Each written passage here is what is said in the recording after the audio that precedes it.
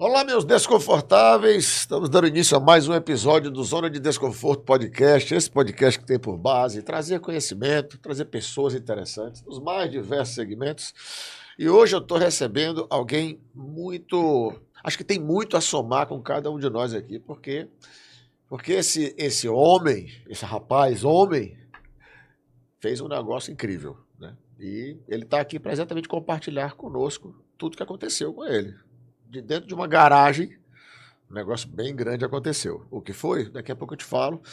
Seja muito bem-vindo, amigo. Arthur, para nós é uma alegria muito grande te receber aqui, tá? Nosso querido Arthur da Talos, a gente sempre vai ser reconhecido pelo que a gente fez, pelo que a gente faz, todo mundo conhece assim. Então, muito obrigado pela sua presença, meu amigo. Amigo, muito obrigado. É um prazer estar aqui com você.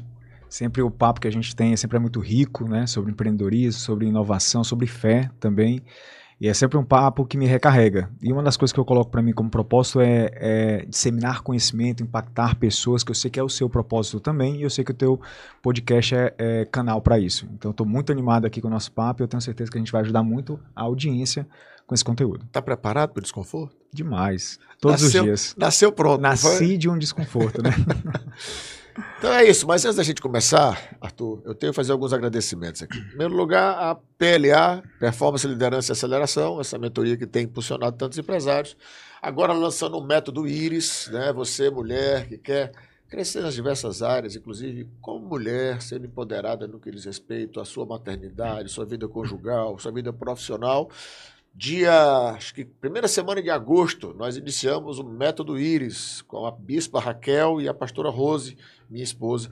Então, você tem interesse em caminhar, é só para mulheres, entre em contato conosco lá no Instagram, @PLA Codex Program, e peça mais informações. Muito obrigado também a Vivace Conceito, essa imobiliária que hoje é o maior VGV no Eusébio, referência em corretores, e eu digo a você, de olho fechado, pode procurar a Vivace, que você vai ser muito bem atendido por pessoas muito sérias. Muito obrigado também à Apex, essa escola de negócios que tem impulsionado tantos empresários a conexões extraordinárias, fora do Brasil, Vale do Silício, Dubai, Londres, Florianópolis, São Paulo. Ano que vem, em abril, eu estou levando um grupo para a China. Então, se você tem desejo de caminhar com a gente, de ir junto com esse pastor, garante sua vaga. Vai ser um prazer caminhar com você. E muito obrigado também a esse que me deixa mais elegante, não é, Getúlio? Não é? O nosso querido Homem do Sapato, não é isso? Cadê o Homem do Sapato? A turma também está dormindo, né, Getúlio? Eu acho que é o mal do sono. É o mal do sono. Tá pegando todos vocês, né? O papo tá muito monótono, é isso, Getúlio? Que nada. Por que você dorme tanto, Getúlio? Eu? Recentemente eu tô muito até acordada. Você tá muito acordado? É? Eu não tenho visto, eu tenho visto você dormindo muito. O último podcast, inclusive, a gente gravou o seu ronco. Então, para você ficar acordado, certo? Então é isso, Homem do Sapato, uma experiência incrível. Você, homem, quer se vestir bem? Eu sempre digo que Homem do Sapato me faz calçar conforto, caminhando em meio desconforto. Então, Homem do Sapato, no Rio Mar e na Senador Vigílio Távora. Vamos para o nosso papo, meu amigo? Vamos lá. Então vamos nós. Queria que você falasse para nós, eu acho que a turma da tecnologia, todo mundo conhece Arthur da Talos. Mas a gente tem um público aí um pouco diferente, esse público que me segue e tal. Eu queria que você falasse um pouco sobre quem é você, Arthur. Para que as pessoas compreendam um pouco da pessoa que eu estou conversando aqui nesse momento. Perfeito. Pastor, para quem não me conhece, repetindo, né, sou Arthur Frota, mas me descrevendo, eu sou um jovem sonhador que sempre teve muita obstinação para construir suas coisas. Sou uma pessoa que sempre buscou muito discernimento de Deus para poder seguir, para poder construir. Sempre tive muita humildade nos meus passos e sempre busquei muita sabedoria divina para conseguir tomar as decisões. E foi no meio dessa minha inquietude, né, que eu me descobri um empreendedor desde muito jovem. E sempre conversei muito com Deus para me guiar nesses passos, sempre conversei muito com meus familiares, enfim. E nesse meio dessa inquietude, o Arthur, que veio lá do Maracanaú, filho de pais separados, Meu pai tinha problema com alcoolismo, não deu certo o casamento com a minha mãe. Minha mãe sempre muito guerreira, né, e muito obstinada para criar a gente. Eu via num exemplo dentro de casa de uma pessoa que amava seus filhos e queria construir ali um lar ali conosco. E nessa minha inquietude eu vi no empreendedorismo uma forma de transformação, pastor, social, de construir grandes coisas, de impactar pessoas através do empreendedorismo. E logo novo, né, o Arthur começou numa garagem a dar os primeiros passos. Esse novo com que idade? Mais ou menos de 23 anos para 24, né, quase 24 anos de idade, foi na parte de startups, mas já tive várias tentativas e erros de empreendedorismo. Cheguei a montar agência mais novo, agência de marketing, cheguei a ter diversas, comercializar coisas, entendeu? Você chegou a estudar, fez faculdade? Sim, sou formado em ciência da computação. Tá, então, jovem você entrou, você se formou, e aí você decidiu empreender. Exatamente. Só para a gente pegar uma timeline bem redondinha para quem está assistindo, compreender bem. A cabeça de vocês funciona um pouco diferente da cabeça da turma um pouco mais velha, pelo menos da minha, tá? Eu sou bastante lento para pegar as coisas. Então eu peço muito detalhe, eu gosto muito de detalhe. Boa. Então, com 23 anos, você resolveu empreender. Isso. Na garagem da sua mãe. Isso. Mas antes disso, chegou a ter alguma experiência CLTista? Chegou Sim. a ser funcionário? Cheguei.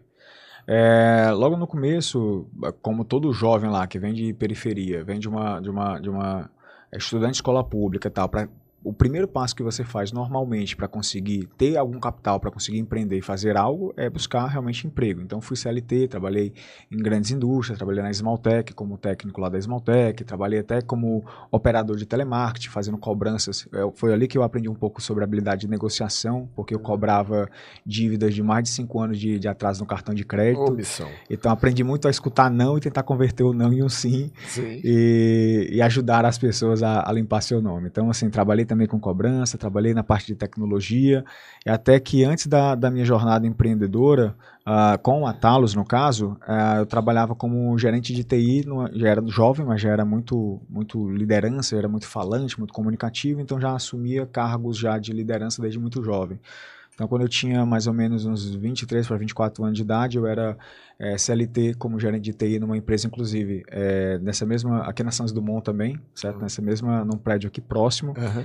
No prédio aqui próximo, eu trabalhava lá nessa empresa, e foi nessa saída depois dessa empresa que eu, na minha inquietude, eu olhei para o céu e comecei a me questionar onde eu estava, o que eu queria fazer, o que eu queria ser daqui a 5 anos. Eu botava muito isso. O que eu quero ser daqui a 5 anos?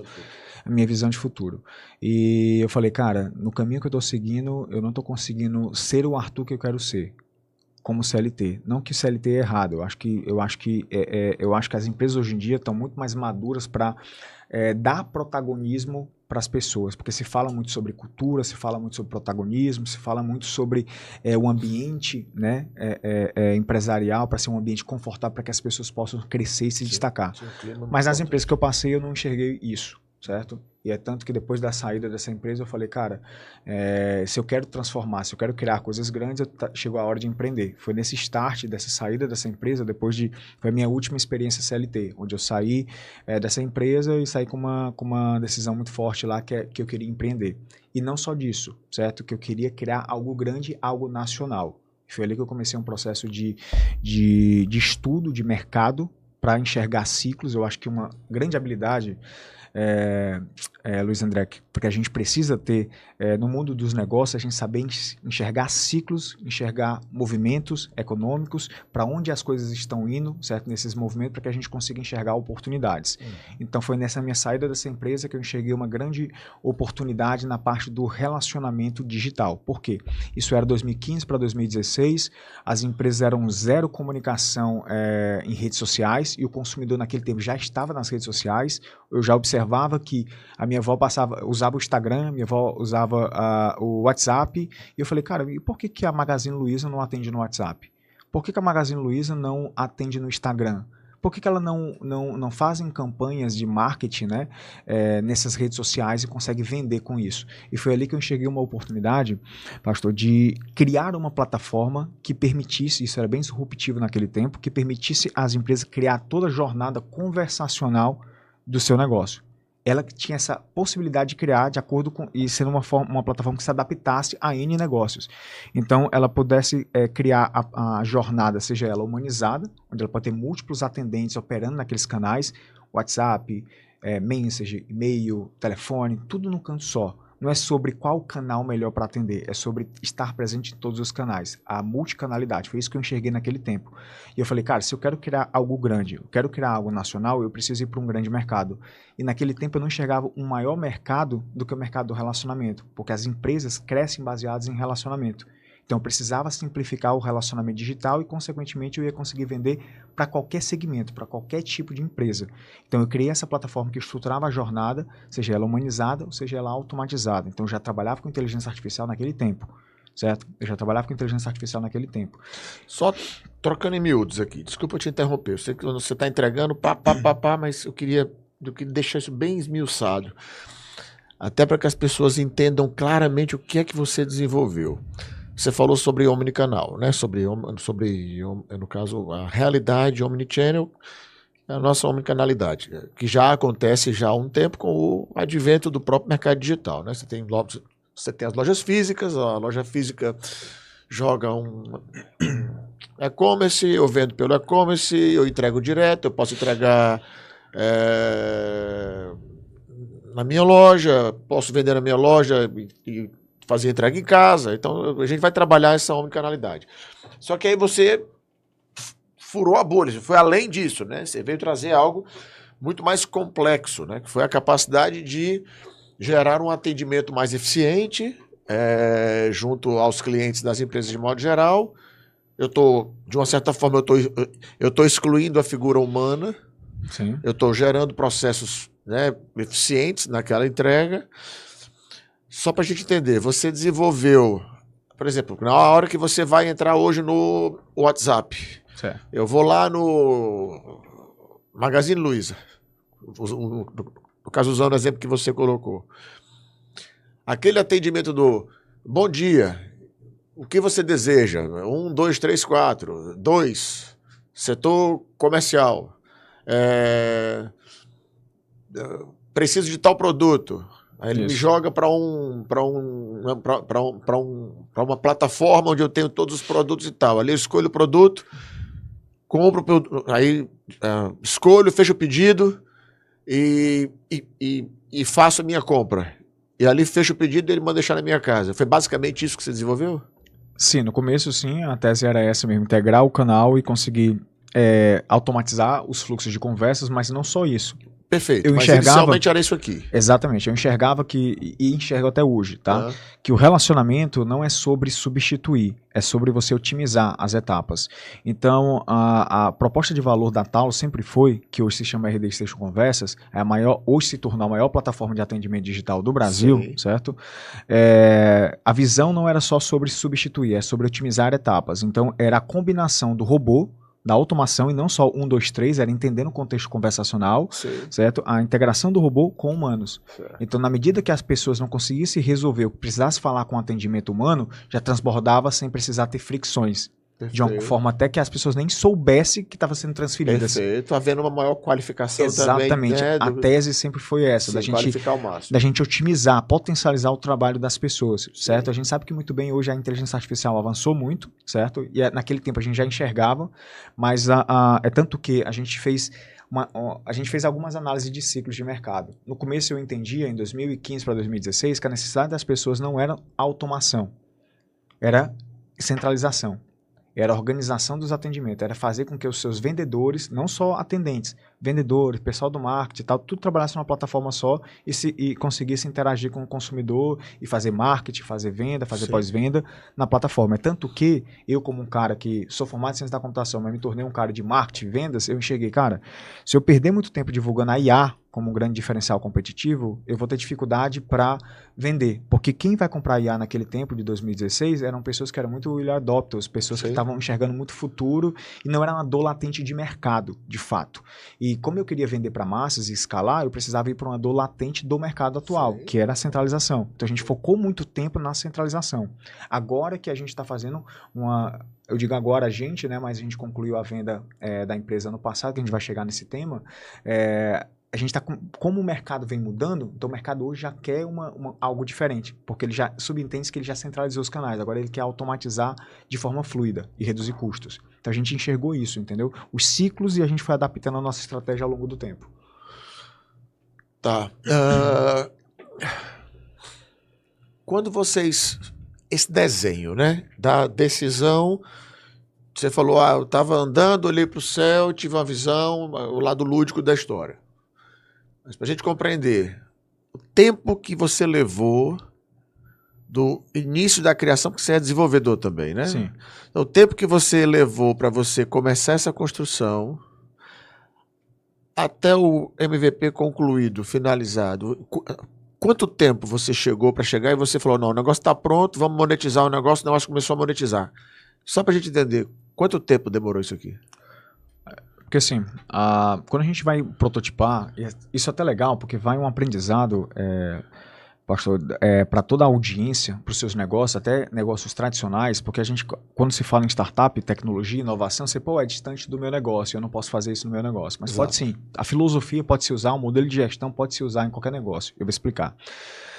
Toda startup, né, que se preza de sucesso, ela não está atento ao produto final. Ela está atento a fazer diversos incrementos ao longo do tempo, validar isso com o mercado, vender, escalar e incrementando a inovação ao longo do tempo, certo?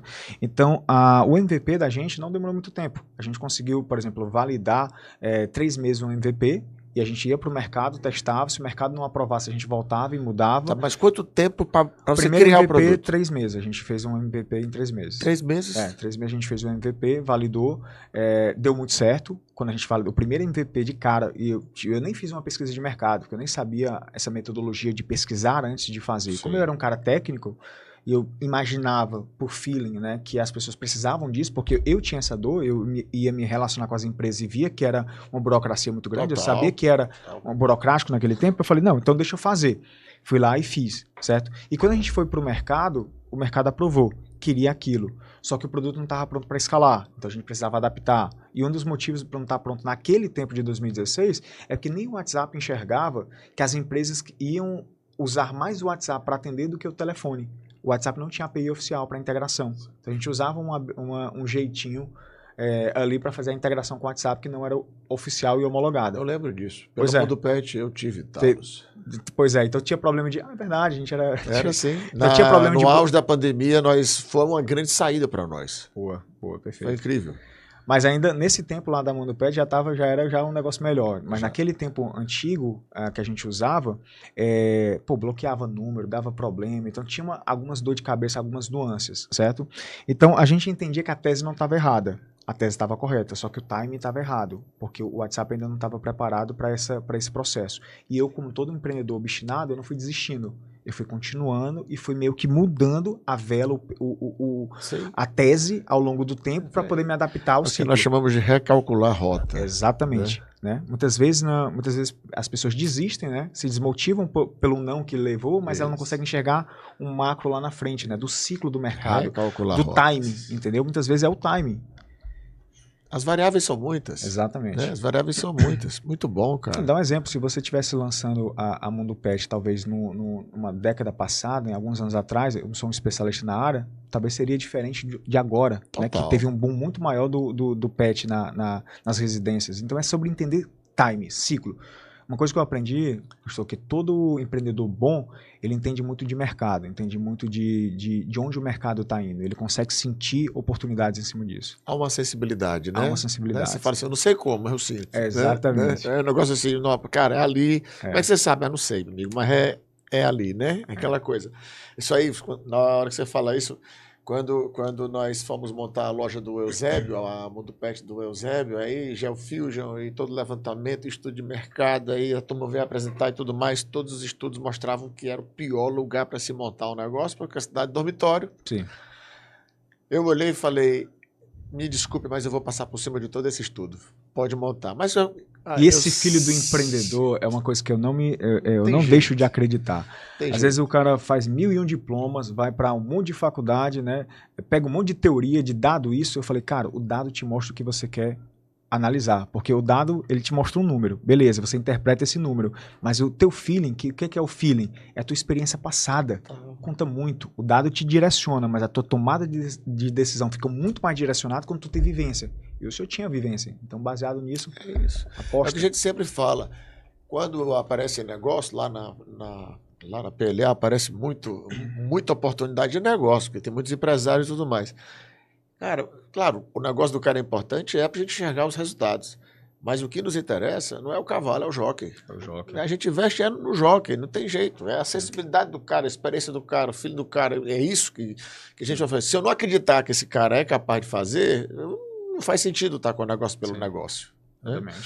Mas muito bom. Mas, Arthur, eu não quero chegar ainda no que interessa. Eu quero conhecer um pouco mais do próprio Arthur. Nesse tempo aí, 23 anos, menino novo e tal, montou ali a Talos com 23, 24, Foi. Por aí e tal. Mas e o Arthur, vida pessoal? Era sozinho, já tinha família, já era casado, não era casado? Você é casado, né? Sou casado. Como eram as responsabilidades do Arthur? Porque para você deixar a CLT, que é algo que te gera uma certa segurança, né, do ponto de vista salarial, você está ganhando aquele negocinho ali todo mês. Sim. E tal. Resolvi, eu amei quando você falou, olhei para o céu e tal, tive uma visão e tudo mais. Mas foi exatamente isso. Não, eu sei que foi. Exatamente isso. Olhei para o céu, tive uma visão, porque a gente só faz porque a gente tem a visão, né? Deus dá a visão e a gente corre atrás dela. Tiver inspiração lá. Né? É isso.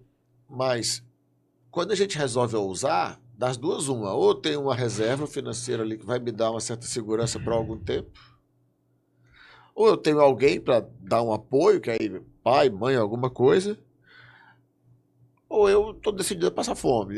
Correr o risco ficar caminhando na beira do penhasco ali. Né? Entendi. Como era a sua vida nessa época? Assim,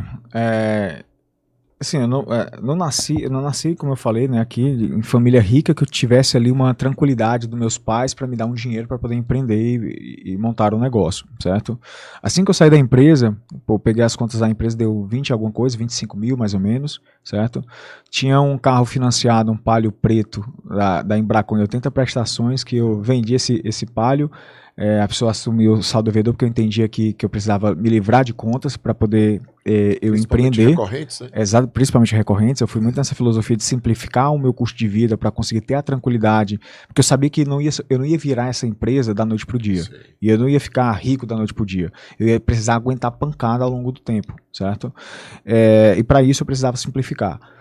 Felizmente, né, minha mãe não tinha grandes posses, mas a gente morava de casa alugada lá no Maracanaú, lá no Novo Maracanaú, na Rua 14, e a gente morava lá. Então uma coisa eu tinha o seguinte conforto, pastor, fome eu não ia passar, comida eu ia ter lá na casa, eu não ia conseguir contribuir como eu contribuía mensalmente lá para casa, mas eu ia ter a comida lá ao meu dispor, não ia conseguir comprar roupas novas, viajar tal, e eu não queria isso. Só que, cara, você tem um teto, que a gente sabe que isso já é um grande diferencial, a gente sabe que a gente vive hoje num país que tem muitas carências, então isso já era um diferencial, então tinha um teto, eu tinha essa tranquilidade, então com esse dinheiro, com esse capital, foi o que eu precisei para conseguir fazer o negócio virar.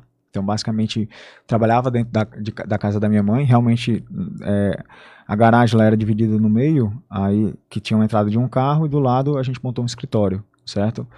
Aí nesse escritório tem até fotos minhas no Instagram dele, que eu sempre olho com nostalgia. Quando tu fala gente, tinha mais alguém além de você? Tinha, porque eu recrutei os primeiros programadores, eram meus.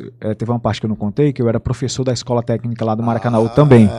E eu recrutei os primeiros programadores, né, dava uma bolsa de R$400 ali naquele tempo, se eu não me engano, para basicamente empreender junto comigo lá, para prototipar, fazer o produto, né, e eles ganhavam essa bolsa, e o grande benefício deles é que eles estavam aprendendo a programar. Eles estavam lá se desenvolvendo lá e eu estava fazendo o protótipo com essa galera. Então esse era o meu time. Então eu montei lá, peguei essa conta da empresa, comprei algumas mesas usadas, botei lá, fiz uma pinturazinha lá e coloquei essas pessoas para trabalhar, certo? Comprei computador, notebook e tal, e eu botei essas pessoas para começar a trabalhar lá. Nesse tempo, né, o Arthur ainda não estava sendo visto como empresário. Eu brinco que o Arthur estava sendo visto como desempregado, né? Então tinha aquela pressão social ali de meu filho vai procurar emprego, vai ter uma... Beleza, você tá eu mostrando o projeto, pô, eu fiz isso aqui e tal, mas o emprego, você vai... E o dinheiro, cadê o dinheiro? Então tinha essa pressão social, não tinha namorada naquele tempo. Acho ótimo, pressão social, é a pressão maternal, né? Maternal. Meu filho desempregado, meu filho não sai da garagem, fica na frente do computador direto. Eu fico imaginando a quantidade de pai que tá vendo essa conversa aqui, que tá falando, rapaz, meu filho, eu fico reclamando que o meu filho tá na frente do computador, quem sabe meu filho não vai ser o segundo Arthur da vida, né? Não? Exatamente. E eu muito obstinado por querer fazer o negócio virar, né? Não vou mentir que isso, pô, ficava um pouco chateado, mas só que eu entendia que não era por maldade, era todos nossos pais não querem ver a gente sofrer, então era um cuidado, né? Era um cuidado. Isso eu entendo muito bem. Porque às vezes a maneira, né? Os bichinhos erram ali na medida, né? Da forma, na né? forma de falar, mas é normal. Pô, a motivação é a melhor, né? Exatamente. Mas minha mãe, eu sou fãzaço, eu honro ela até hoje, então é uma pessoa que eu gosto muito, e para mim foi uma inspiração muito grande para prosperar, porque eu queria mudar a realidade daquilo dali que a gente vivia. E eu não tinha namorada, mas pouco tempo depois, o meu primeiro sócio, que eu tinha um sócio técnico, né, naquele tempo, ele falou, Arthur, tem uma menina que ele já estava namorando, que eu queria te apresentar, que estudou comigo lá no IFCE e tal, pô, muito inteligente e tal, nunca namorou tal, e eu acho que é legal você se conhecer. Aí eu falei, e eu tava sendo nesse tempo muito, muito exigente com Deus, porque eu tava pedindo muito a Deus para me trazer uma companheira, porque eu sonhava em empreender do lado de uma mulher, eu sonhava em empreender do lado da minha companheira para que a gente pudesse construir juntos, né, a nossa vida, que a gente prosperasse juntos, tal. Eu tinha essa ambição, né, e eu fazia uma carta, né, eu escrevia para Deus do que eu queria ter numa mulher, o que eu queria de virtudes, né. Falava dos detalhes, papai escrevia tal, as características, e como mágica, a gente se conheceu, ele acabou não nos apresentando, mas ele falou tão bem dela que eu fui no Instagram dela, pô, comecei a conversar tal, e papo vai, papo vem, a gente começou a se ver, né, começou a se ver, começou a se gostar, começou a querer bem, e a Amanda, né, que é a minha esposa, a gente foi criando uma ligação muito forte, porque ela virou, além da minha namorada, né, naquele tempo, no começo dos primórdios da Talos, ela virou um braço direito meu, da gente poder compartilhar, do dia que eu tá mal, compartilhar as coisas com ela, de decisões, de projeto. Que sejam dois do que eu. E ela incentivar, dizer que acredita, que é legal, e querer e falar para todo mundo o que eu faço com orgulho e tal, isso me dava uma energia tão grande, que eu acho que muitas vezes assim, a gente passa muitas vezes aquela vontade, pô, será que eu preciso desistir e tal? Mas como eu via pessoas no meio do caminho acreditando em mim, às vezes até mais do que eu naquele tempo, porque no meio de pancada o cara sente, eu falei, cara, eu não posso decepcionar, eu tenho que ir mais além, eu tenho que testar, eu tenho que tentar, tal. Então ela se tornou a gente criou uma ligação muito forte, a gente começou a namorar em 2017, em 2018 já pedi ela em casamento, exatos 1 ano de namoro, passamos 1 ano noivos, sem condições financeiras para casar, mas eu queria estar junto e eu sabia que ia dar certo, e a gente casou logo em seguida, né? E ela foi a pessoa que ficou como meu braço direito, virou minha sócia na empresa ainda como namorada. Então vocês estão casados há quanto tempo? Casados 6 anos. 6 anos de casado? 6 anos de casado. A gente faz 6 anos esse mês. Ou seja, namoraram basicamente 1 ano. 1 ano de namoro. Ou seja, foi pra garagem. Eu fico imaginando a tua mãe. A tua mãe deve ser realmente uma bênção, mas eu preciso conhecer sua mãe. Porque eu fico imaginando sua mãe, eu imagino que tem um bocado de mãe assistindo agora, tá muito bom. Fico imaginando a mãe olhando pro filho, dizendo, esse menino passa o dia na garagem, esse menino passa o dia na frente do computador, esse menino não quer ovo, o menino não quer nada com nada. Que magro, tá magro. O menino come, né? O menino, porque mãe também sempre acha que você tá magro demais e tal. De repente você começa a namorar. Vem dizer que vai casar. Me diz, como é que tua mãe viu este casamento? Foi um baque. Para inventar moda, esse menino não sai da garagem, agora inventa uma namorada, agora vai casar, vai viver de quê? Exatamente, foi um baque para ela começou eu acho que ela sentiu muito, porque eu sou o filho mais velho, né? Sei. E como eu acho que a nossa forma que a gente foi criada, né, a estrutura familiar nossa, a gente sempre foi muito unido. Porque era minha mãe, né, que tinha que dar a figura paterna também ali dentro, certo? E eu, como era o mais velho, eu era sempre muito responsável, sempre fui muito cobrado, e era uma coisa que natural minha, certo? De ser o líder ali dentro da casa. Assumir o papel do seu pai, exatamente, né? De assumir o papel do meu pai. São quantos irmãos? São mais 2 irmãos. Eu tenho um irmão homem, né, e uma irmã mulher. E a gente sempre foi muito unidos, né? Nessa nossa união, ela sentiu bastante, porque ela falou, pô, tô perdendo o meu braço direito, eu tô perdendo que não é só o meu filho, mas é a pessoa que passou muitas coisas comigo, o homem da casa, acompanhou muitas coisas, tal. Então a gente tinha uma ligação muito forte. Então ela sentiu muito, foi difícil para ela. Só que eu, como homem, eu imaginei, seguindo até os preceitos bíblicos, eu imaginei, eu precisava seguir esse caminho. Eu precisava seguir esse caminho, que era um caminho de amadurecimento meu, que seria bom para todo mundo, né? Seria luz para todo mundo isso. Então, assim, eu fui seguir o meu propósito de formar a minha família. Para ela foi difícil, mas depois... E ela foi difícil, assim, porque ela nunca entendeu que a minha esposa não era a pessoa para me casar. Ela sabia que era a esposa para me casar e ela sentia que ia dar certo. Era realmente a dor da perca, entre aspas, né? Da pessoa lá. O sentimento, né? Ele vai ficar distante, né? Não vai Você tá passando por isso, né? A sua filha vai casar. Vai casar o filho e a filha, né? Os dois vão casar no espaço de 4 meses. Dose dupla. Mas assim, eu talvez não passe tanto, porque isso é muito comum. A minha mãe sentiu a mesma coisa que você. Minha mãe até hoje sente. Tenho 33 anos mais ou menos que eu saí de casa, até hoje minha mãe sente isso. Mas porque quando é separado, não tem uma outra pessoa de qualquer forma, né? Você tem essa coisa muito forte. Eu acho que Rose, minha esposa, sente mais, né? Do que mulher, em si. Né? A mãe, ela tem muito isso. Eu sou muito racional na minha forma de enxergar, sabe? Eu vejo muito como papel cumprido, né? E eu acho que nada me alegra mais do que ver meus filhos construindo um futuro que, pelo menos, a olhos humanos, tem tudo para dar muito certo. Sim. Se eu for olhar do ponto de vista espiritual, eles são muito tementes a Deus, buscam muito a presença do Senhor, então, para mim, está mais do que pleno. Então, eu tenho muita paz nessa situação, né? Por mais que sejam 2 casamentos, 2 grandes desafios, né? Os desafios são muitos e tal, mas a gente se alegra muito nisso. Vamos para Talos. Quando você desenvolveu, começou a ver que a coisa estava acontecendo, qual foi o momento que você falou e disse assim, é isso? Você falou que em 3 meses você já estava ali apresentando um negócio, a coisa já estava começando ali a ser apresentada, as pessoas estavam começando a te dar, no caso, alguns feedbacks e tudo mais. Quando foi que tu chegou e falou, é aqui?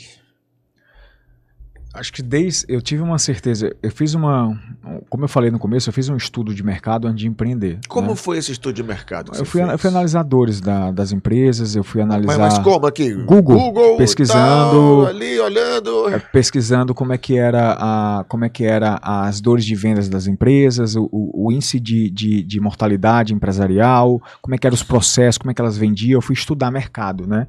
Eu acho que tem uma habilidade que, beleza que não é toda profissional de TI que tem essa habilidade, mas a tecnologia te dá uma habilidade de você ser um especialista em negócios, porque para você fazer um sistema, você tem que entender de negócios. Você não pode fazer um sistema financeiro sem entender do financeiro. Então, eu já tinha essa habilidade de entender negócios. Então, meio na minha pesquisa de campo, na minha pesquisa no Google, analisando indicadores, dados do Sebrae, começando a analisar, eu vi que era uma dor latente essa do relacionamento digital, certo?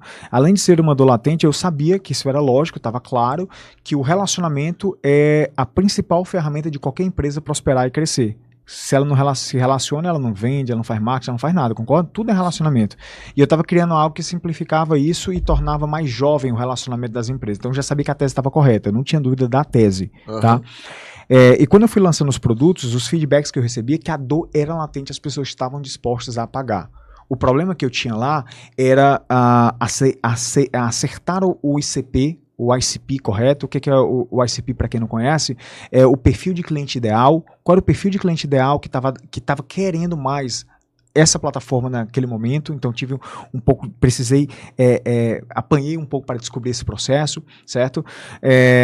Tinha o ponto da API oficial do WhatsApp, e embora que eu era multicanal, mas o WhatsApp era o principal canal para se integrar, que as empresas queriam naquele tempo, era o principal gatilho para elas quererem comprar.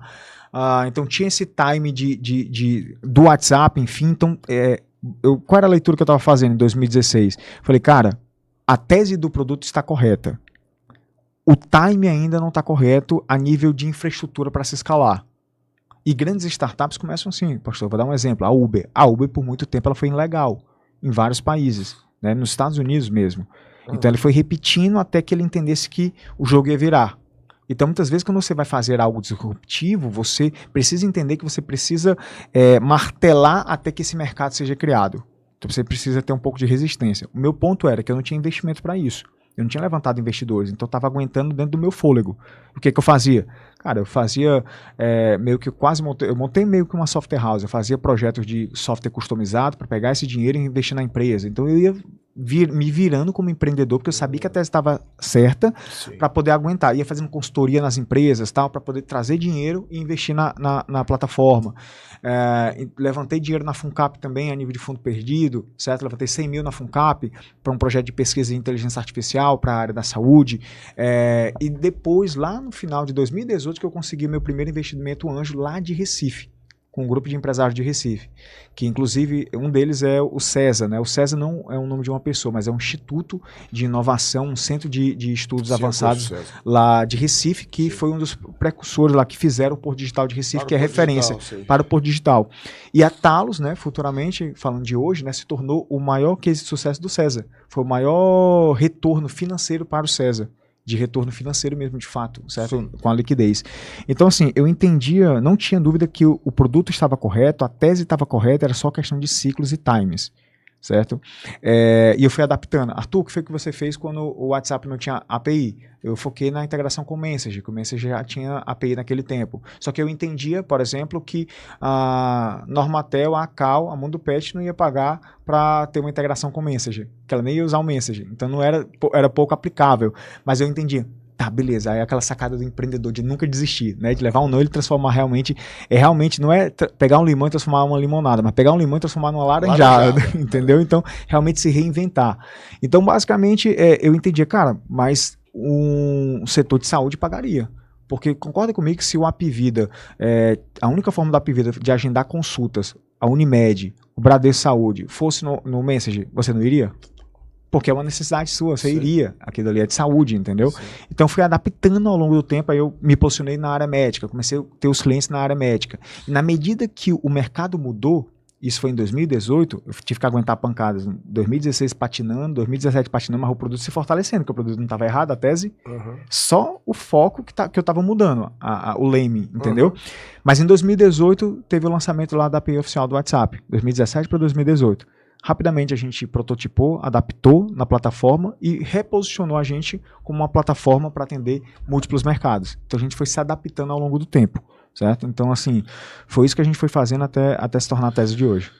Mas cara, quando você cria um produto digital como esse, quando você cria qualquer sistema, seja ele gerencial, o que eu observo normalmente, se não for algo conhecido, já utilizado por muita gente, etc., há uma grande barreira que é exatamente você conseguir a validação da coisa, do cara estar disposto a pagar o valor adequado por aquele sistema. Até porque a gente tem hoje uma infinidade de sistemas hoje gratuitos, inclusive, né? Então, você entra com uma coisa que é extremamente disruptiva, totalmente fora. Então, assim, é quase que cultural, quase que uma implantação de uma nova cultura. Sim. Então, coisa é mais bruta ainda, o jogo é mais bruto ainda. Sim. Tem que ter muita cabeça para isso, você revela que você tem aí de sobra. Nesse fechamento, porque você tinha desde a Normatel, como você falou, um cliente robusto, mas também havia uns clientes menores. Ou vocês focaram basicamente num ticket em si? A gente focou em PMEs, né? E principalmente no small ali, no menor, certo? Então a gente não focou só no grande, o grande entrou naturalmente, é tanto que um dos O pessoal até pergunta, Arthur, praticamente vocês foram bootstrap, vocês tiveram só uma rodada de investimento anjo, que foi um valor bem pequeno, certo? Que avaliou a gente de um valuation bem irrisório, mas foi o único investimento que a gente conseguiu. Mas é porque a gente foi tão eficiente na máquina de vendas, de ter uma máquina de vendas com receita previsível, que a gente conseguia ter a previsão exatamente de quanto a gente investia no começo e quanto retornava no final. Eu sabia exatamente se a gente ia bater a meta, se a gente não ia bater a meta, o que eu tinha que fazer para poder mudar a realidade. Então a gente montou uma maquininha muito interessante, que tinha uma receita previsível. Então o que foi que eu foquei ali? Eu não foquei só no médio, só na Normatel, certo? Só na Cal, que embora que virasse nosso cliente, o Banco do Nordeste virou nosso cliente. Sim. Então assim, isso naturalmente chegou. Então a nível de volume, eu montei uma máquina de vendas focando no pequeno, que eu conseguia fazer isso a nível de volume, de tráfego pago, enfim. A partir de quantos clientes você entende que você sentiu e falou, pô, tô bem pra caramba?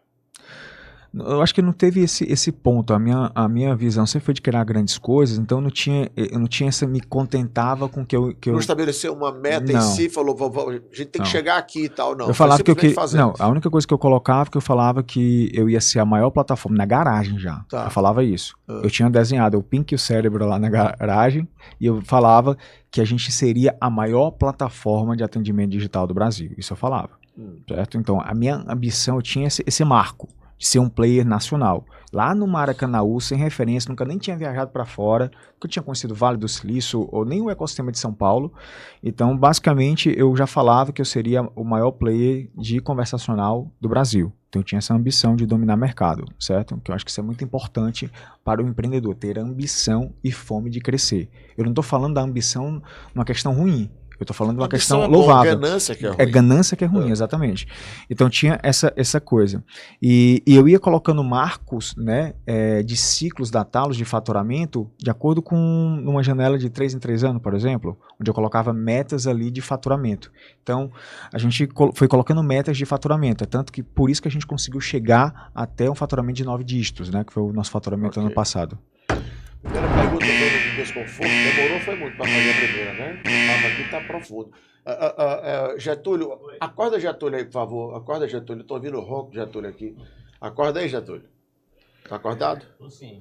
Você acha que Arthur vai responder? Acho que vai. Por que você acha que todo mundo vai responder? É porque agora eu tô sentindo os convidados assim, mais confiantes. Você tá eu acho que eles estão se preparando em casa. Você acha que eles estão se preparando em casa? Boa. Você tá achando que Arthur tá confiante? Acho que ele viu assim, ele assistiu todas as temporadas do podcast aí, a primeira. Você acha que ele vem treinado? Foi. É impressionante como o Getúlio tá perspicaz, né, nas leituras. Tá sabendo ler corretamente o jogo, né? Tô quase colocando ele aqui no meu lugar e vou ficar ali sentado, porque ele tá demais. Como vocês eram verdadeiros no que diz respeito no momento da máquina de vendas? Ficava claro para o cliente que se tratava de uma empresa de garagem? Naquele tempo, assim, só pergunta assim. Tenha calma, respire. Arthur, tem uma. O pessoal me pergunta assim, pô, Arthur, tu contou ali que no começo tu tinha 25 mil reais, tinha um carro financiado e tal, mas tu falou que não demorou a dar certo. Então esses 25 mil não durou até 2018. Não. Então tu precisou fazer alguma coisa para poder fazer o negócio acontecer. Como eu falei, softwares que a gente vendia, consultorias e tal, enfim. Arthur, como foi que tu montou a primeira máquina de vendas da Talos? Sabe como foi que... Quando eu fui montar minha máquina de vendas, eu já tinha um produto muito bom. Isso era em 2018, certo? Eu já tinha um produto muito bom, que já estava atendendo uma tese de mercado legal, tal, eu estava avançando ao longo do tempo, eu não estava parado. Só o time que estava mudando, né? Sim. E estava apontando para a gente. Como a pandemia foi um grande time que impulsionou muito o nosso crescimento, certo? Talvez o maior ponto de virada para a gente, né? Porque a pandemia, eu costumo dizer que foi o maior instrumento, lógico que eu não estou falando que isso é bom, certo? Mas no ponto de, se a gente for olhar uma coisa positiva, é que ela foi o maior instrumento de transformação digital, né, de adaptação ao digital para as empresas como um todo. Acelerou todo mundo. Exatamente. Então, o que foi que eu fiz lá no começo, certo, pastor? Então, eu já não tinha dinheiro para montar uma máquina de vendas, para fazer tráfego pago, investir em marketing e tal. O que eu fazia? Eu buscava a listagem de empresas no Google, Começava a ligar para essas pessoas. Eu brinco, né, que eu fazia até uma voz diferente, uma voz mais grossa e tal, para pensar que era uma outra pessoa. Sim. Quando eu fosse lá presencial, mostrar, não, é que meu pré-vendedor conversou com você e tal, e fazia esse processo, e eu fazia as qualificações, ligava, não custava nada. Eu estava ligando para as pessoas e marcando reunião presencial. E o que é que eu ia? Eu ia para reunião presencial com o pessoal, porque eu ia fazer o chamado field sales, né, a Sim. venda presencial. Sim. Então eu ia lá fazer a venda presencial. E foi ali que eu fui aprendendo técnicas de vendas, né, de como é você vender para um usuário final que vai usar a tecnologia, como é que é você vender para o influenciador, aquele cara que vai influenciar e é o teu principal aliado Sim. dentro de uma venda, e como é que é vender para o decisor. Então fui entendendo técnicas de venda nesse processo, que isso me ajudou a montar o meu time de vendas depois. E eu ia vendendo assim, porque era a forma mais barata que eu tinha para conseguir dinheiro para dentro da casa. E nessas minhas visitas, era ali que eu estava na garagem. Eu não deixava claro que a gente estava na garagem. Eu sempre tentava passar uma credibilidade, Sim. certo? De negócio e tal. Não é que eu não mentia, eu só não falava isso, Sim. certo? Eu mostrava o produto e tal, mas eu acho que dava para perceber que não era uma coisa muito... Porque eu não andava do jeito que eu ando hoje, né? Eu não andava tão bem arrumado, entendeu? Sim. Tinha uma cara de menino, né? E um dos meus primeiros clientes contou uma história, posso até contar, porque pô, tem um carinho demais por eles, que é a Camed, né? O presidente lá da Camed falou assim, Arthur, no dia que tu tava reunido com os diretores lá, tudinho, tal, que a gente fechou a compra contigo, e eu pensei que eu arrasei na técnica de venda e tal, quando tu saiu, fechou a porta, a gente comentou lá, será que esse menino vai entregar? Entendeu? A gente começou a desconfiar, só que a gente viu um brilho no olho tão grande em ti, aquela vontade de fazer acontecer, que eles não estavam preocupados se eu estava no prédio bonito ou estava na garagem. Sim. Eles estavam preocupados em me dar uma oportunidade. Sim. Então, quando é nobre, que não é comum. Lógico que eu escutei muitos nãos até escutar esses sims, aí tem certo? Amor de Deus aí tem demais. Inclusive, nessa reunião que eu fui lá, fui de ônibus, né? Pra fazer essa reunião com eles. Fui de ônibus e tal, de social, tal, tentando ir mais apresentável que eu podia naquele tempo. E ia lá fazendo isso. Então, o que eu tinha como meu principal diferencial? Eu não estava criando um Arthur diferente, tentando vender uma imagem diferente. Eu estava mostrando um Arthur que tinha convicção, que tinha personalidade, que era correto, era íntegro, tinha valores, entendeu? Tinha brilho no olho. Apaixonado pelo que fazia. Então eu mostrava a minha verdade. Dentro da minha verdade, eu consegui escalar. Sim. Então eu não deixava claro a garagem, mas porque ninguém me perguntava. Sim. Certo? Que não era o grande diferencial. Porque você encantava. Que eu encantava de outras formas, Quanto mais exatamente. você encanta as pessoas, se você conseguir chegar no coração das pessoas, as pessoas não estão preocupadas se você está ali, aqui ou acolá. Né? Exatamente. Então foi assim que eu fui fazendo. E outro grande ponto, né, que foi o nosso diferencial, que na medida que a gente foi conseguindo os primeiros sucessos, os primeiros clientes entrando, pagando pela assinatura, tá? Um dos primeiros clientes também foi a FGF, né? Que pagou por R$5 mil de implantação, mais mensalidade e tal. Isso já nos ajudava a nutrir e eu já ia investindo no escritório. Sim. Minha esposa cuidava do financeiro e ela sempre muito regrada. A gente teve uma filosofia na Talos até o processo de venda. Nunca antecipe sonhos.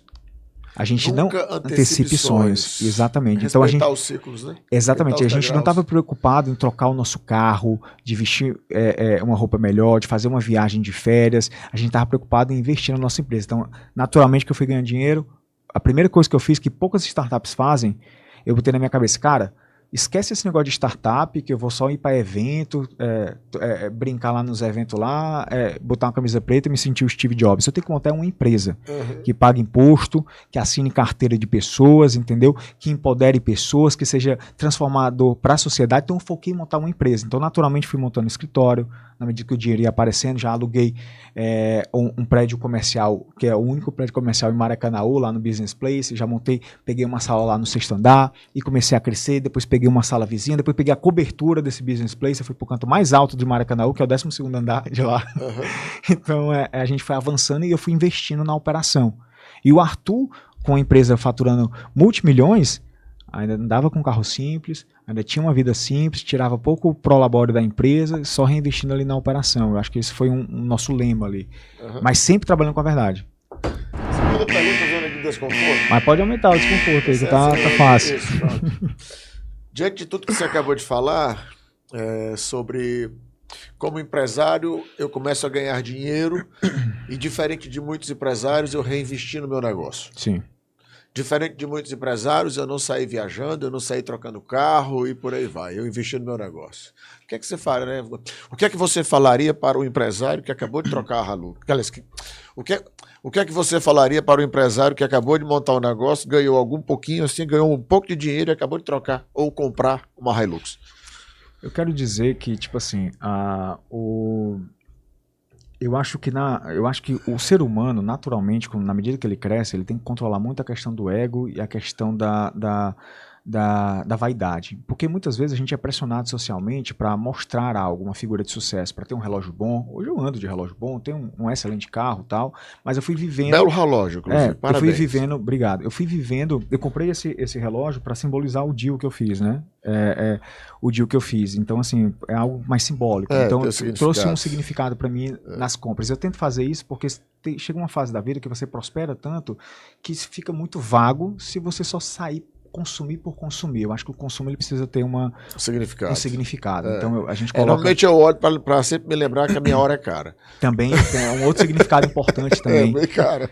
Então o conselho que eu dou é uma coisa que eu fiz para mim. Eu vou dar um exemplo aqui para contextualizar. Pastor, em 2020, certo? Em 2020 já a Talos lucrou. Não é que ela faturou, ela lucrou. Arrebentando em vender e tal, em 2020 ela lucrou aproximadamente R$500 mil. Sim. Lucrou. Sim. E onde é que tu estava, Arthur, nesse momento? Eu estava no 6º andar, só tinha uma sala lá pequena, certo? Já fiz uma empresa lucrar isso. Tinha só os isso no primeiro ano? Não, segundo ano já. Segundo ano? A operação ali. Ela gerou ali... Porque o resto é mais prototipação. Ela gerou um líquido de R$500 mil. Exatamente. Lucro no final. É errado eu pegar e botar o lucro no bolso? Não é errado. É contabilmente correto. Total. Entendeu? Principalmente no final do ano, quando você está fechando o balanço. Sim. É errado eu tirar todo mês, né? Mas no final do balanço você tira lá... Distribui os seus lucros. Não precisa tirar os 500 mil, tira 200. Nesse momento a gente morava, eu e minha esposa já eram casados, morávamos numa casa, num apartamento alugado na MRV. Quem conhece Maracanã conhece aquele prédio da MRV que tem do lado do Banco do Brasil. Sim. Acho que o padrão é 45 metros quadrados, né? 50 metros quadrados, mais ou menos assim. Muito pequenininho, compacto. Um apartamento daquele dali custava naquele tempo uns 60 mil a 70 mil reais. Custava para comprar. Não seria errado eu pegar, pelo menos, e comprar um apartamento desse. Entendeu? E eu tinha um carro, eu tinha um Agile. Que vivia dando problema na mangueira da gasolina lá. Então contar a história. Então, assim, eu tinha esse Agile lá. Foi o que eu fiz. Não sei se eu precisava fazer isso. Precisava para tanto, certo? Reinvesti 100% na operação. Sim. Não antecipei sonhos. Foco, né? Não quis pegar um Corolla. Sim. Né? Isso minha esposa me ajudou muito também. Isso é uma sabedoria que ela trouxe. Eu tenho dúvida que aí tem forte influência forte. A minha vontade era de trocar. A sua vontade não deixou você trocar. Não deixou. Porque depois que a gente casa, a nossa vontade é que nos dirige. A vontade dela. Então, assim, o que eu posso dizer para esse empreendedor que, às vezes, porque eu preciso mostrar uma imagem de sucesso, cara, você precisa mostrar uma imagem de verdade, de propósito, de ser correto no que você faz, entendeu? De ser nobre, para você vender até isso para os colaboradores, que eles vão se doar muito mais para uma empresa que tem um propósito do que aquele propósito que é para enriquecer o bolso do dono. Então, precisa ter algo que brilhe o olho das pessoas. Então, o meu conselho é não antecipe sonhos. Certo? Tome cuidado com a vaidade, controle isso, viva a filosofia da empresa rica, dono pobre, certo? Durante um bom tempo, que lá na frente você vai colher isso. Porque o prolabore que você vai tirar, a divisão de lucros que você vai tirar, é um valor muito pequeno do potencial que muitos negócios têm de equity. Sim. E empresas que elas são, entre aspas, né, saqueadas ali muitas vezes pelo dono de pegar e de misturar PF com PJ. Sacrificou o equity. Sacrificou o equity. E ele não vai conseguir colher frutos que ele nem imagina que poderia colher. Então, hoje eu não estaria aqui, não teria feito o deal que eu fiz, certo? A liquidez que eu fiz, se eu não tivesse plantado e tivesse essa filosofia ao longo do tempo de não antecipações. Quando foi que você efetuou a venda? Não, minto, aliás, eu tenho outra pergunta. Quando você desenvolveu a Talos, você já desenvolveu com a ideia, porque, por exemplo, a Mundo Pet nós desenvolvemos com a intenção de vender, né? A tua visão com a Talos era a mesma coisa? Foi algo que você começou a fazer com outros princípios, com outros propósitos, de repente você foi surpreendido com o desejo de alguém pelo negócio? Sempre a intenção foi de fazer a liquidez, de vender. Sempre? Sempre foi, mas já tinha essa visão. não da forma... Porque eu sempre tive a visão de equity. Desde o Sempre começo eu teve? sempre tive. Talvez foi por isso que eu tive a tranquilidade de dar não para muita coisa. Bacana. De dar não para não assinar, de não ser ilegal na minha empresa. Sim. De não aceitar, não pagar impostos. Sim. De sempre assinar a carteira dos colaboradores. Reduzir o máximo o risco passivo, O né? máximo de risco passivo, porque eu sabia que isso era importante para uma concretização lá na frente. Então eu já sabia o potencial do equity. Eu sabia que para criar uma grande empresa, eu precisava criar uma empresa que tivesse uma base muito sólida e fosse correta e crescesse de forma correta.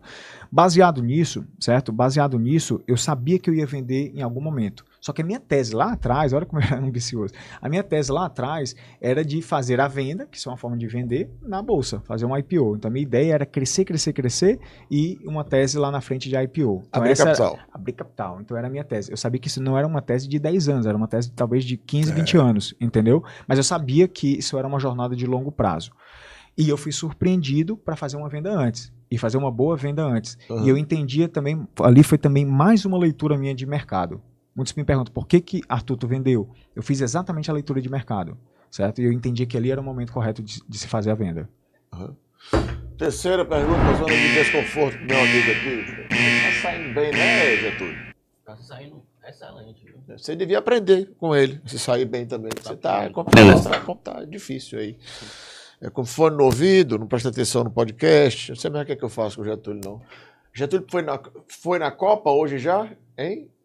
Já foi na Copa hoje, Getúlio? Hoje não. Só fui lá pegar o seu café. Ah, então o barulho que eu tô ouvindo é do teu estômago, né? É. Você perguntar para ele, Getúlio, qual foi a sua melhor experiência nesse tempo todo que você está trabalhando com o nosso pastor e tal? O que você acha que ele vai responder? O café depois? A comida? Não, que café, homem? Esse homem tem cara que toma café. Se você perguntar para ele, ele vai dizer, foi no dia que nós almoçamos em tal canto, no dia que nós jantamos em tal canto, no dia que nós almoçamos em tal canto. É a principal moeda. É só almoço. Almoço é a recordação dele. Desse tempo todo de trabalho comigo, pode... aprendizado, mentorias, tudo que ele já foi exposto. Getúlio, qual foi a sua maior experiência com o pastor? O dia que eu fui almoçar em tal canto. O dia que eu fui almoçar em tal... E só pensa em comida, rapaz. Aí o que é que eu faço? Me diz. Mas vamos nós. Você falou sobre equity. Isso. Equity dentro da região norte e nordeste, nós sabemos que é algo pouco discutido, pouco difundido. A visão de muita gente, por exemplo, é de que quem vende o seu negócio é porque o negócio está quebrado. Quem vende é sinônimo de insucesso. Isso. Eu acho que está mudando, mas a grande maioria ainda pensa assim. Mas, o que você diria para alguém que olha para você e diz, Arthur, seja verdadeiro, você vendeu porque estava precisando. Qual é a minha visão disso? O que é que você responderia para alguém que dissesse isso para você? Arthur, seja autêntico. Você vendeu porque você estava precisando do dinheiro.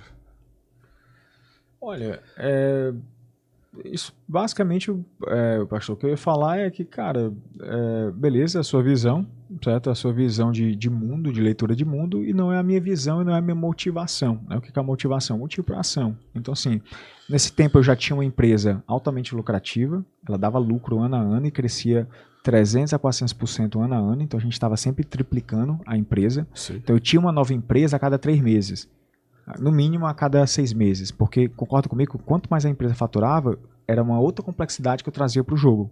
Né? Eu precisava ter processos mais bem estruturados, eu precisava ter uma empresa muito mais bem alinhada ali para conseguir entregar aquilo que eu fazia. E quando a proposta apareceu de venda, era uma proposta diferente de mercado, porque não era uma proposta de comprar e sair da operação. Era uma proposta onde entraria... Eu não tinha investidores grandes naquele tempo. Sim. Isso em 2022. A negociação com eles começou em final de 20. Sim. Foi 21 para chegar em 22. E para você ter uma noção, eu neguei várias vezes a proposta deles ao longo do tempo.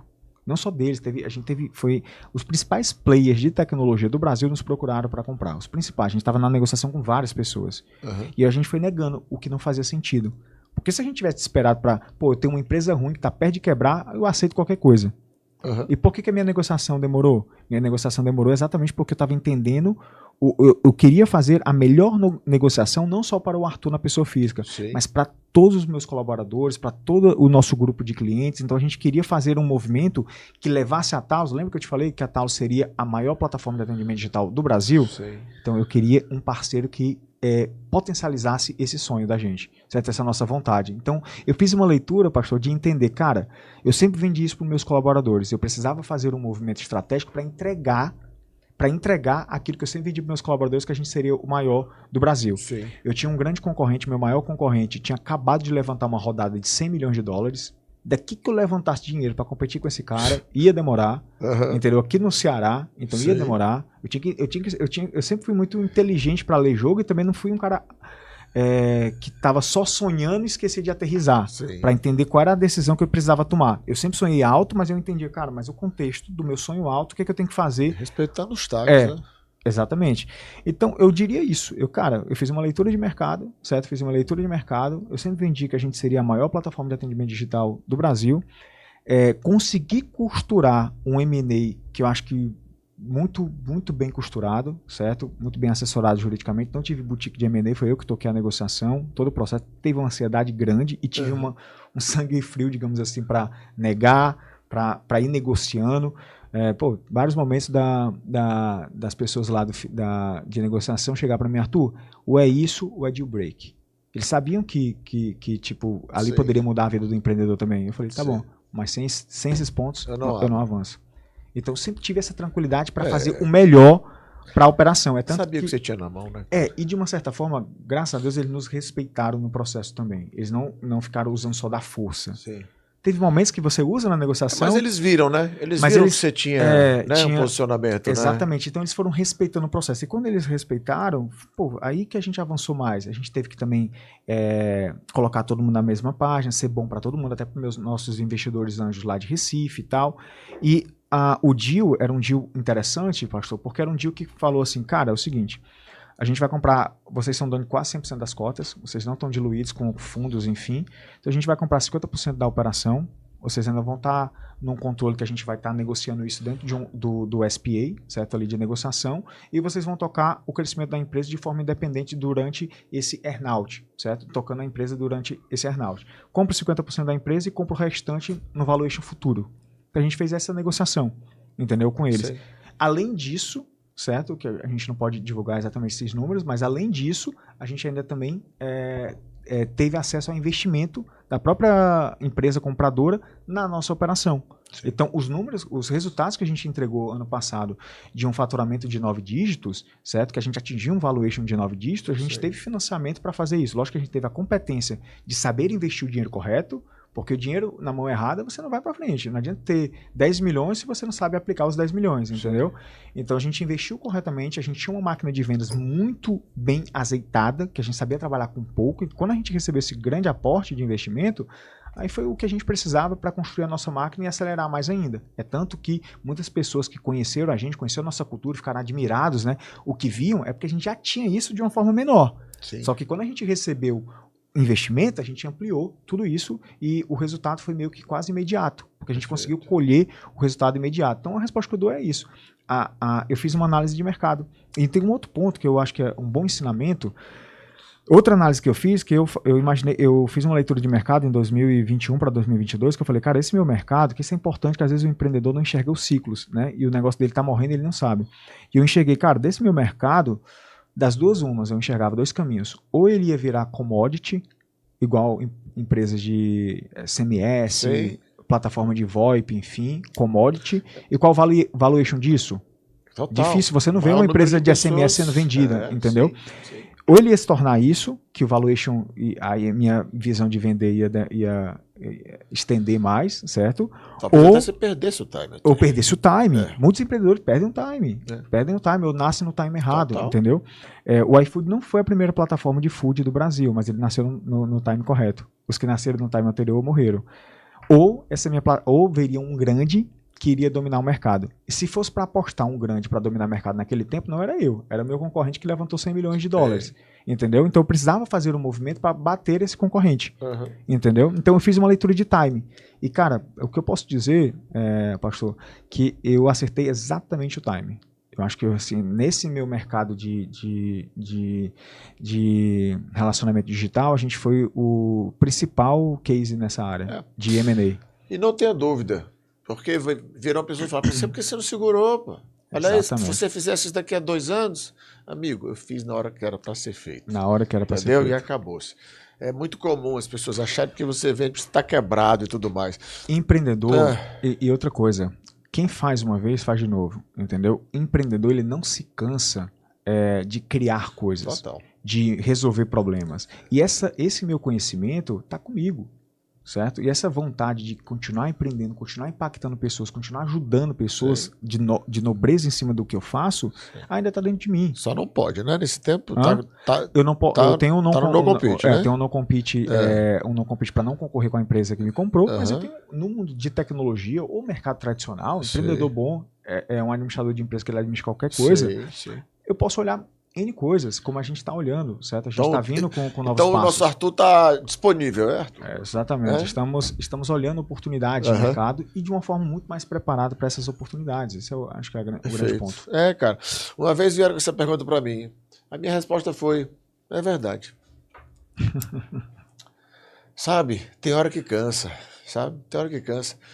É porque a gente vê a sua autenticidade, cara. A gente vê o quão transparente você é, a gente vê o quão você está motivado e feliz por tudo que você fez. Então é natural que a gente se preocupe com alguns questionamentos que são feitos, etc, etc.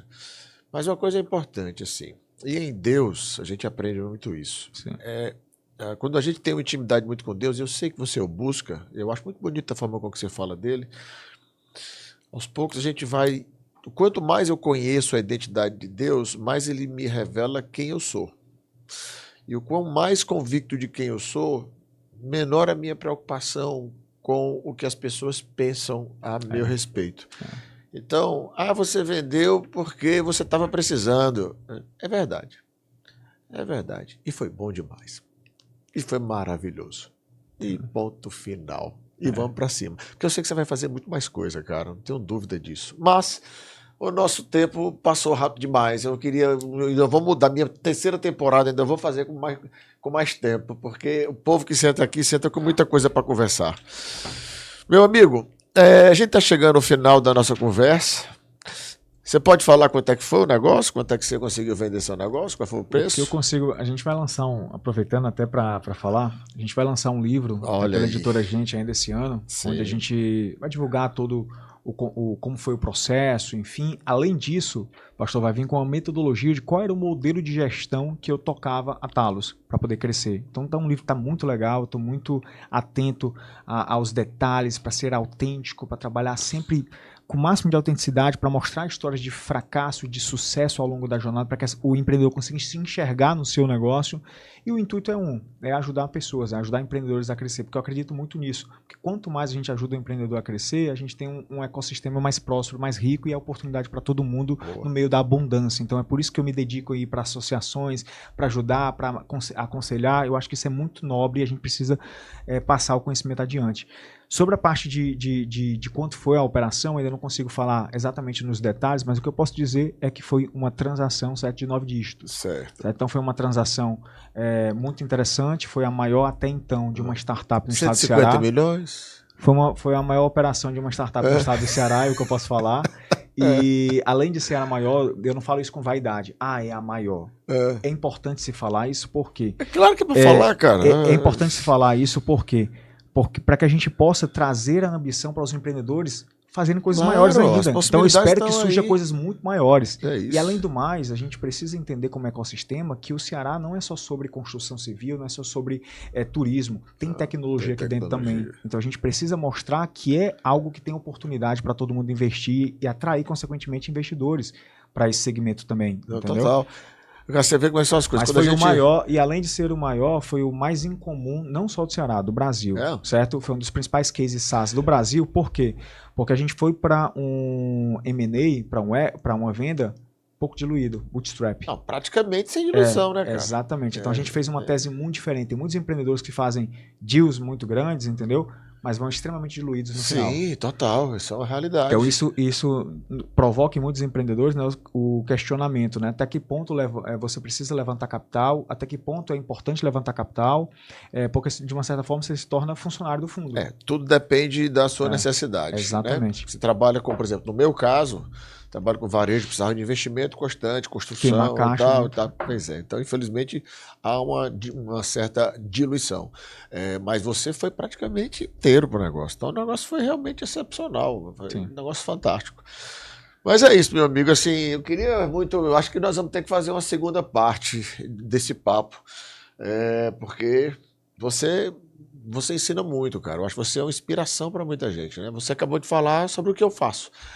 E eu acho que você está aí para isso. Eu acho que você tem muito para ensinar. Obrigado. Eu acho que muita gente gostaria de se aproximar, inclusive, para entender o caminho, porque não se trata de alguém que estudou e está contando história, como a gente vê muita gente hoje em palco. Né? Se trata de alguém que fez. Tem autoridade para chegar e falar, é assim, eu fiz assim. E funcionou, né? E espero fazer de novo. E eu sei que você vai fazer, né? Mas eu fecho sempre com algumas perguntinhas de ordem pessoal. Tranquilo. E aí você me diz quem são as suas inspirações aí na música, na literatura e por aí vai, tá certo? E uma perguntinha também de essa ou essa. Tá. Certo? Pode bem perguntar. agradável. Vamos lá. Uma viagem inesquecível. Eu acho que você já começou a viajar, né? Muito, já está começando a colocar um pouquinho de dinheiro para fora, né? Muito. Acho que é uma viagem talvez mais inesquecível, não só pelo que foi, o roteiro e tal, enfim, mas pelo significado por trás. Foi a viagem que a nossa primeira viagem internacional, foi tanto a minha primeira como a da minha esposa. A gente foi para Dubai. Sei. Foi logo no começo que a gente tinha acabado de vender 50% da operação, a gente foi de executiva logo de Emirates na primeira vez, estreou em grande estilo. Emirates? Oh, Jesus então, do céu. Então, assim, foi significativo porque foi algo que a gente olhou assim, cara, todo aquele esforço, aquele plantio valeu a pena, entendeu? Aqueles não que a gente deu para não ter uma empresa que não assinava carteira, que não pagava imposto, ou não para não vender para uma prefeitura porque ia ter alguma risco ali para a integridade do negócio e tal. Então, os não que a gente deu, né, os dinheiros que a gente deixou de gastar, reinvestir, foi importante. Também, né? E fora que Dubai, eu acho que traz uma mentalidade de prosperidade, de crescimento, de grandiosidade, né, muito interessante. Eu tenho outra pergunta. Você tem conseguido viajar agora que não seja na executiva? Pior que o paladar quando você... É complicado. Gosto quando eu digo sempre, não viaje não, homem. Não viaje não, porque é complicado, viu? É complicado. Assim, a gente, é um conforto que eu acho que todo mundo tem que sonhar em ter novos confortos, enfim, não para postar foto no Instagram, mas é para você. E é tão legal quando isso foi fruto de uma recompensa de algo nobre que tu plantou, correto, que tu dorme tranquilamente o teu travesseiro ali. Então, eu acho que faz parte do prêmio. Sonhem com isso. Eu, particularmente, sempre quando viajo, eu viajo dessa forma. Sim, faz parte do prêmio. Um cantor. Eu tenho alguns cantores que eu admiro bastante, certo? Mas um que eu sempre escutei muito, ainda escuto muito, Bob Dylan. Amo as músicas do Bob Dylan. São músicas bem reflexivas, profundas, né? Que me ajudam bastante. E gosto de passar tempo escutando músicas mesmo. Acho que isso me traz uma reflexão interessante. Vamos nós, aqui tem que ser bate-pronto, tá? Isso, sem muitas explicações, ok? Vamos lá. Livro. Bíblia. Bíblia Sagrada. Bíblia Sagrada. Uma música. Blow in the Wind, de Bob Dylan. Bob Dylan. Um filme inesquecível. Um filme inesquecível.